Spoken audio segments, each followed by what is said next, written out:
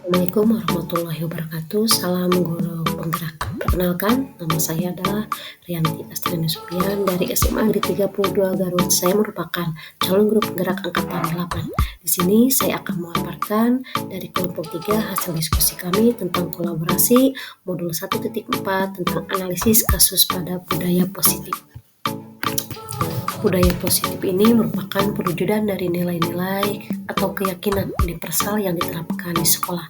Nah, budaya positif di sekolah tidak dapat diciptakan secara instan. Dalam penerapan budaya positif di sekolah diperlukan tuntunan dan tauladan seorang guru. Nah, di sini budaya positif ini diperlukan karena untuk membantu karakter anak untuk membentuk nilai-nilai kebajikan universal. Nah, untuk menciptakan budaya positif di sekolah, kita diperlukan kolaborasi antara semua warga, yaitu guru, kepala sekolah, dan semua siswa. Di sini ada beberapa kasus, yaitu mengenai tentang budaya positif, apa yang harus kita lakukan terhadap siswa. Di sini ada beberapa kasus. Yang pertama adalah siswa yang jiwa menghormatinya sangat kurang. Maka di sini ada kasus yaitu guru matematika dan wali kelas 8.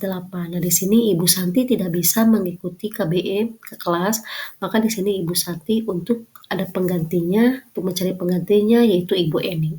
Nah, di sini adalah percakapan antara Ibu Eni dan Ibu Sinta. Nah, di sini Ibu Eni telah masuk ke kelas dan Ibu Eni pun menyapa anak-anak kelas 8. Nah, di sini Ibu Eni merasa tidak enak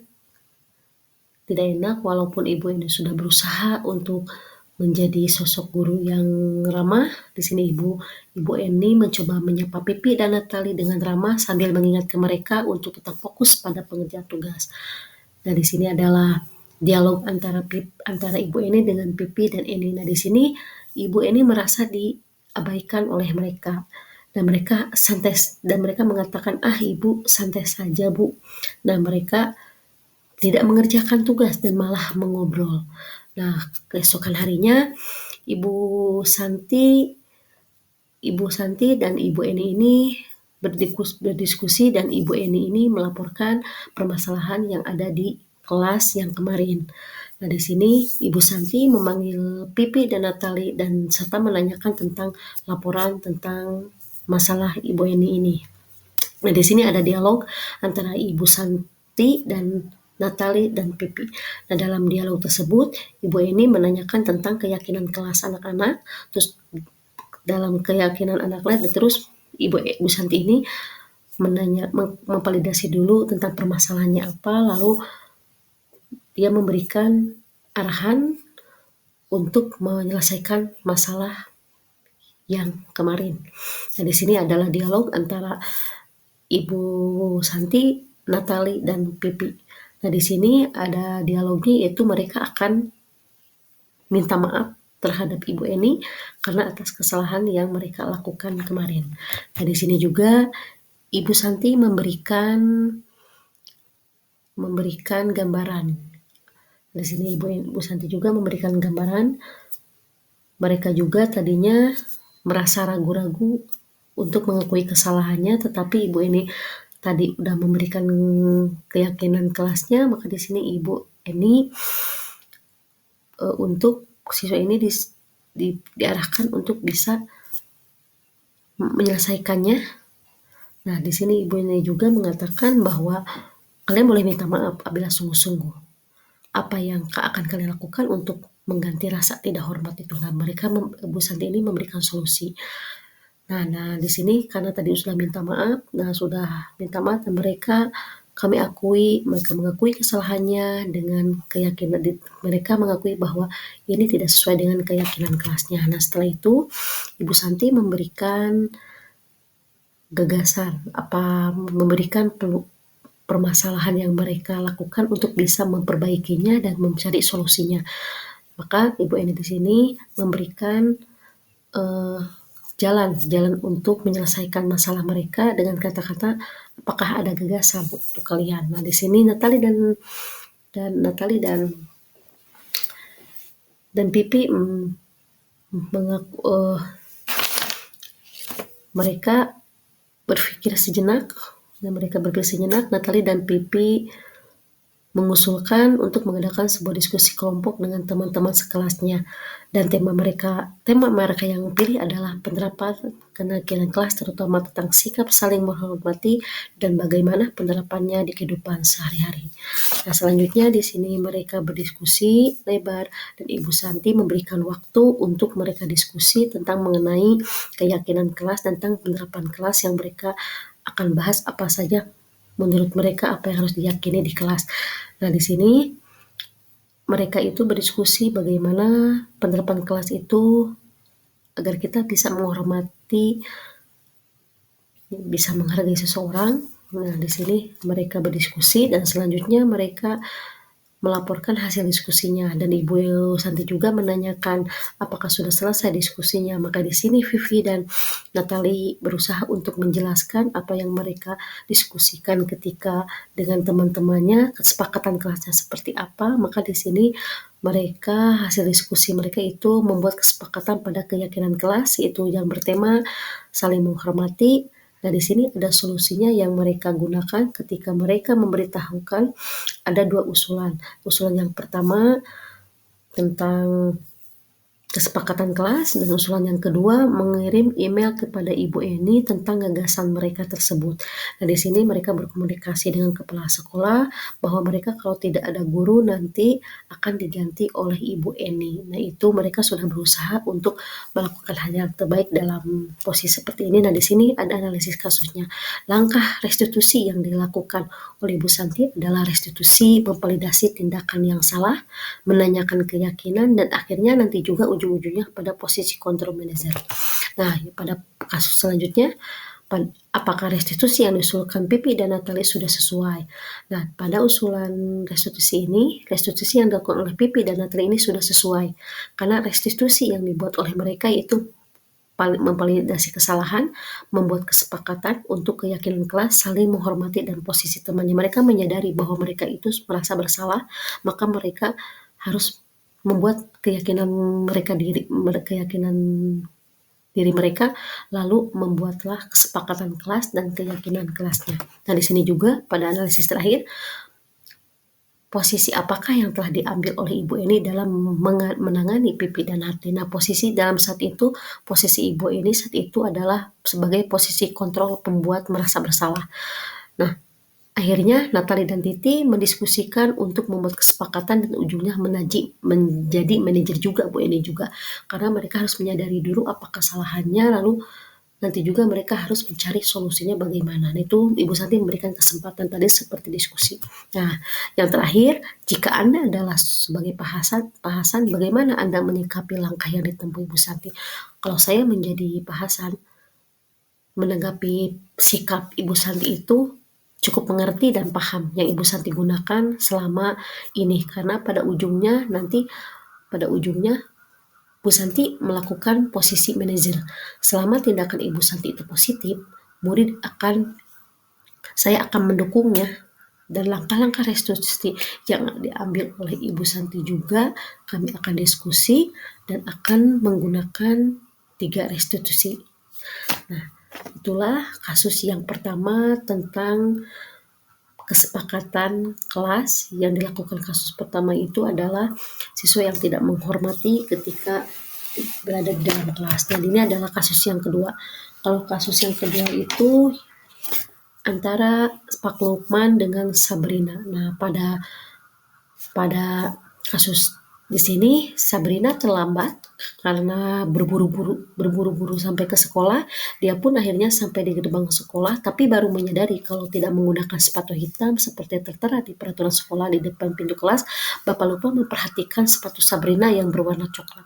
Sabrina berusaha menjelaskan bahwa dia terburu-buru dan salah mengenakan sepatu. Nah, pada kasus ini mengenai tentang tata tertib sekolah. Nah, di sini adalah dialog antara Pak Lukman dengan Sabrina.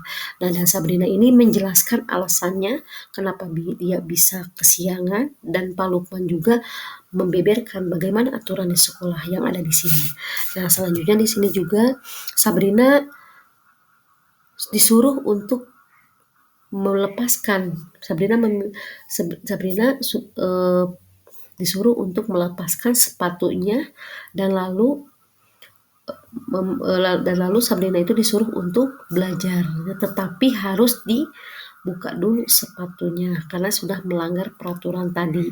Dan Pak Lukman juga ini tidak mau mendengar penjelasan dari Sabrina, dan Sabrina ini merasa malu karena sepatunya itu sudah dicopot seharian, maka Sabrina itu berat sekali mencopot sepatunya dan memberikan kepada Pak Lukman. Seharian dia tidak berani bergerak ke sekolah karena malu dan lebih banyak berdiam diri di kelas tanpa alas sepatu. Itulah ketika Sabrina juga sempat meminta maaf kepada Pak Lukman bahwa tidak akan melakukan kesalahan lagi.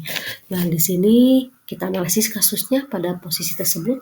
Nah, pada posisi Pak Lukman ini dijelaskan bahwa Pak Lukman ini posisinya kontrol yang diterapkan Pak Lukman adalah penghukum. Kenapa bisa penghukum? Indikatornya Pak Lukman memberikan hukuman yang tidak sesuai. Pak Lukman tidak memberikan kesepakatan kepada Sabrina, padahal Sabrina sudah minta maaf. Posisi kontrol berikutnya adalah pemantau. Pak Lukman bersikeras menerapkan peraturan yang ada di sekolah tanpa harus mengetahui alasan apa yang Sabrina utarakan. Selanjutnya analisis yang kedua, bila Bapak Lukman mengambil posisi, bila Pak Lukman ini mengambil posisi sebagai manajer, maka kata-kata yang akan diajukan pada Sabrina mungkin seperti ini. Nak, kenapa datangnya kesiangan? Dengan sengaja siang datang ke sekolah? Atau Nak Sabrina masih ingat dengan keyakinan kelas? Terus atau bagaimana cara memperbaiki keadaan? Nah, itu mungkin kata-kata yang akan dilemparkan oleh Bapak Lukman. Nah, selanjutnya, kira-kira kalau saya menjadi kepala sekolah, nilai kebajikan yang akan diterapkan pada peraturan berwarna hitam itu menggunakan sepatu berwarna hitam adalah keseragaman, keindahan, dan kebersamaan. Kalaupun coraknya banyak, itu tidak jelas seperti oranye, pink, itu terlalu menonjol. Kalau hitam itu semua rata dan mungkin orang yang tidak orang bisa terlihat indah lah kalau semuanya sama, warna hitam tidak mencolok. Nah, itu bagus.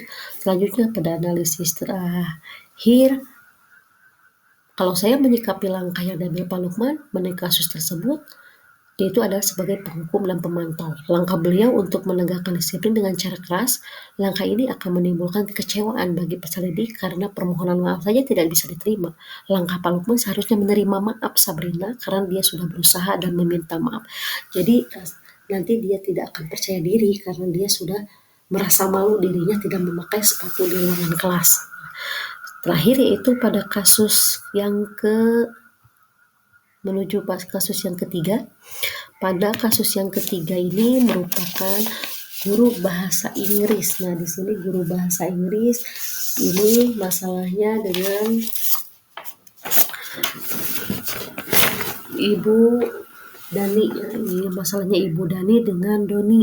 Nah, di sini Ibu Dani ini dengan Pajar, salah dengan Pajar. Nah, Ibu Dani ini menjelaskan tentang pelajaran bahasa Inggris di papan tulis, namun beliau memperhatikan bahwa Pajar malah tidur-tiduran dan tampak acuh tak acuh pada pelajaran. Nah, maka di sini Ibu Eni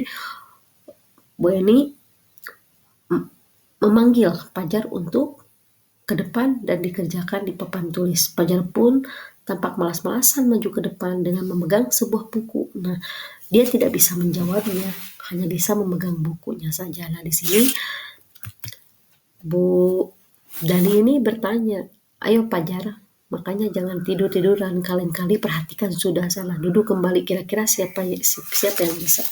Nah, ketika itu Pajar duduk kembali ke bangkunya, karena hal ini sudah sering terjadi pada Pajar seperti tidak memperhatikan, acuh tak acuh, dan nilai-nilai pun tidak terlalu baik untuk pelajaran bahasa Inggris. Pada saat ditegur Ibu Anet pun Pajar hanya menjawab, tidak tahu Bu. Nah, Ibu Dani merasa lirih gitu. Pajar gini terus. Ini udah beberapa kali. Dan di sini analisis kasusnya, gimana Pajar? Nah, di sini ya, ini kasus selanjutnya ini. Berarti Pajar tidak kasihan sama ibu, Fajar hanya menyebutkan tidak tahu atau bagaimana. Nah, ini adalah analisis kasusnya bahwa posisi kontrol yang dilakukan oleh Ibu Ani ini pendekatan terhadap Fajar itu pembuatan rasa bersalah. Rasa bersalah hal ini dapat disimpulkan karena Ibu Dani mencoba memberikan rasa bersalah kepada anak dengan kata-kata kamu tidak kasihan terhadap ibu. Nah, itu seperti itu. Terus selanjutnya, membaca sikap Fajar kira-kira kebutuhan apa yang diperlukan. Kebutuhan yang diperlukan oleh Fajar adalah kesenangan. Hal ini terlihat kurang antusiasnya Fajar dalam belajar. Seandainya guru tahu cara kesenangan Fajar dalam belajar, mungkin hal ini dapat teratasi. Nah, kasus selanjutnya, bila mana Ibu Dani mengambil posisi pemantau, apa yang dilakukan? Nah, yang dilakukan oleh Ibu Ani adalah bila mana mengambil posisi pemantau akan dilakukan adalah bertanya, kamu tahu peraturannya, kamu tahu hukumannya, menekankan pada aturan yang telah ada dan diberikan informasi kembali. Nah, untuk kasus yang terakhir, apabila saya menjadi kepala sekolah Fajar dan mengetahui hal ini, maka tindak lanjut saya adalah mengarahkan guru untuk melaksanakan asesmen diagnostik untuk Fajar dan siswa lainnya. Karena diagnostik ini bisa non-kognitif atau kognitif ya. Terus memberikan arahan kepada guru mapel dan BK mendampingi Fajar berdasarkan prinsip disiplin positif, keyakinan kelas ataupun melaksanakan segitiga restitusi, yaitu menanyakan keyakinan, stabilitas, identitas, dan validasi tindakan. Untuk kasus yang terakhir mengenai tentang Anto dan Doni sedang bermain bersama di lapangan basket dan tiba-tiba terlihat pertengkaran. Nah, di sini adalah kasus siswa yang bertengkar dengan temannya. Nah, di sini terjadi tarik-menarik antara Dino ya, ini Dino ini adanya tadi Dino. Nah, di sini ada guru piket. Nah, guru piket ini memanggil Dino dan Anto gara-gara adanya pertengkaran. Nah, di sini Dino dan Anto pun dibawa ke kepala sekolah dan di sini ada dialognya. Kepala sekolah bertanya kepada Dino, sepertinya kamu sedang samaran. Nah, ini ada bertanya juga kepala sekolahnya dan Dino menceritakan tentang hal apa yang telah Dino rasakan. Nah, di sini juga Ibu Suti juga memberikan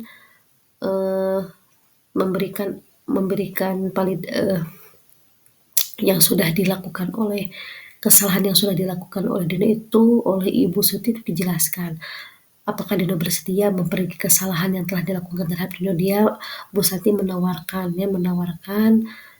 apa kesalahan Dino itu, lalu Bu Santi itu curhatan anak, jadi menerima curhatan anak dulu, lalu Ibu Santi memberikan arahan juga dan Dino pun akhirnya mengangguk dan bersedia untuk melakukan kesalahannya. Nah, di sini ditanyakan hal apa saja yang dilakukan Dino untuk memperbaiki. Nah, di sini ditanyakan untuk memperbaiki masalah tersebut harus bagaimana. Di sini ada dialognya juga. Dan di sini juga bertanya kembali tentang keyakinan. Nah, keyakinan Dino apakah mau memperbaikinya untuk menggantikan Anto yang terlepas juga. Nah, di sini terjadi bahwa Dino merasa bingung hal apa yang harus dia lakukan, terus bagaimana. Nah, di sini ada dialognya. Terus selanjutnya Ibu Suti juga menjelaskan tentang menjahit bagaimana. Nah, ini menawarkan untuk dijahit kembali oleh Dino. Nah, di sini Dino ada percakapannya antara Dino dengan Ibu Suti bahwa Dino itu tidak bisa menjahit sebenarnya. Nah, di sini Ibu Suti memberikan keyakinan lagi kepada Dino. Apakah kamu bersedia belajar menjahit?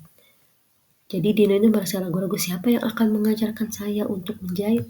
Nah, di sini Ibu Suti pun memberi jawabannya. Nah, di sini ternyata ada Bapak Irfan, guru tata busana yang bisa memberikan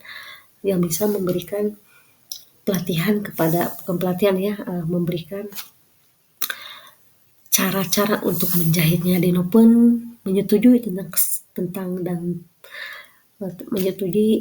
menyetujui tawaran dari Ibu Suti tersebut dan Dino pun menjahit dan memperbaiki kemeja Anto. Nah, di sini berarti Dino tersebut sudah bertanggung jawab ya, jadi nilai-nilai kebajikannya sudah ada di dalam Dino. Nah, selanjutnya di sini Ibu Suti melihat juga Dino dan Anto jam pulang sudah bercengkrama lagi, bersendagura kembali. Nah, berarti tidak ada masalah. Masalah sudah selesai karena permasalahan sudah selesai tadi. Nah, di sini kita analisis kasusnya, posisi kontrol yang dilakukan kepala sekolah itu apa? Nah, posisi kontrol yang telah dilakukannya yaitu sebagai manajer. Nah, Ibu Suti ini mempersilahkan murid untuk bertanggung jawab terhadap perilakunya. Terus Ibu Suti mendukung untuk muridnya mencari solusi untuk mengatasi masalahnya. Terus dalam kasus tersebut bagaimana Dino dikuatkannya? Nah, oleh Ibu Suti menguatkan Dino itu, Dino memperbaiki kancing baju Anto dengan belajar menjahit pada guru tata busana. Terus Anto dikuatkan oleh Ibu Siti dengan kancing baju Anto yang sudah diperbaiki dan tidak terlepas lagi. Terus selanjutnya kira-kira nilai kebajikannya apa? Nilai kebajikannya itu tanggung jawab, saling menghargai, mau belajar, dan mempelajari hal-hal baru. Nah, itulah presentasi dari kelompok kami. Semoga apa yang kami paparkan ini bagaimana cara kita mengatasi kepada siswa apabila ada kasus-kasus yang tadi. Saya akhiri presentasinya. Assalamualaikum warahmatullahi wabarakatuh.